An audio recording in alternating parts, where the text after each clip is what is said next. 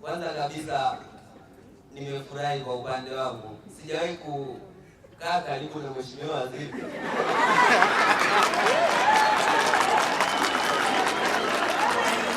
Nimefika Ulaya kidogo.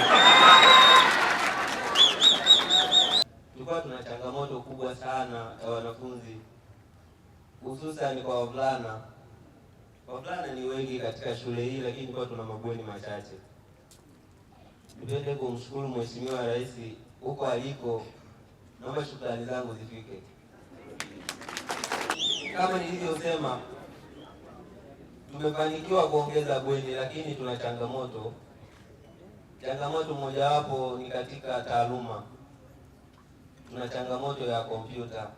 Wanafunzi wanasoma somo la kompyuta, lakini practical hawafanyi, na unapokuja mtihani wanapata changamoto kubwa sana katika somo lao. Ni kwa sababu hamna vifaa hivyo. Lakini pia tuna upungufu wa vitabu mbalimbali, hususan kwa vitabu vya advanced level.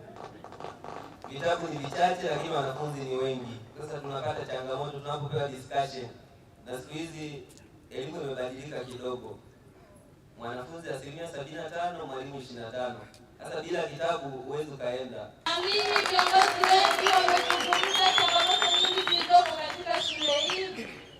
Hata wasichana pia ni wengi. Kwa hiyo tunahitaji pia waendelee kutuongezea mabweni hata kwa wasichana. Shule ya sekondari ya Kabungu ilikuwa na upungufu mkubwa wa mabweni.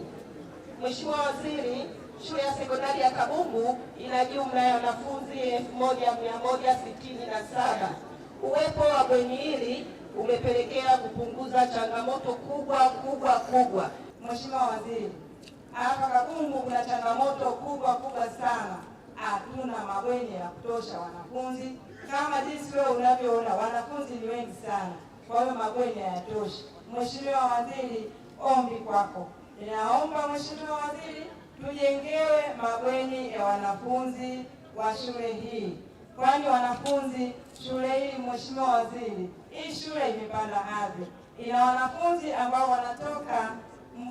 wanatoka nchi nzima, ambao ni form 1, wanatoka ni nchi nzima, wanakuja hapa. Kwa baadhi ya mambo ambayo umeyasema, naomba nitoe ufafanuzi. Kwanza, katika shule hii katika mwaka huu wa fedha kuna madarasa 4 mapya yatajengwa mwaka huu kwa ajili ya kuongeza vyumba vya madarasa kwa ajili ya wanafunzi kwa ili kupunguza msongamano, lakini pia kuwezesha shule kupata wanafunzi wengi zaidi ambao watakuwa wanajifunza zaidi hapa. Lakini eneo la pili ambalo tutafanya kazi ambalo umelieleza, mmezungumza juu ya kuwa na kompyuta katika darasa la kompyuta. Mwaka huu wa fedha ambao tayari tumeshaanza mwezi wa 7. Na nimeongea na mkurugenzi yuko hapa. Mkurugenzi yuko hapa na nimezungumza naye. Mwaka huu zitaletwa kompyuta hapa kwa ajili ya wanafunzi waweze kujifunza kwa vitendo, kwa sababu maelekezo ya mitaala yetu ya elimu sasa hivi ni competence based. Tunataka mwanafunzi asisome kwa nadharia, asome kwa vitendo. Ndio maana unaona kuna uwekezaji mkubwa sana unafanyika kwenye shule zetu za sekondari kama hivi, shule za msingi, lakini pia hata vyuo vya kati.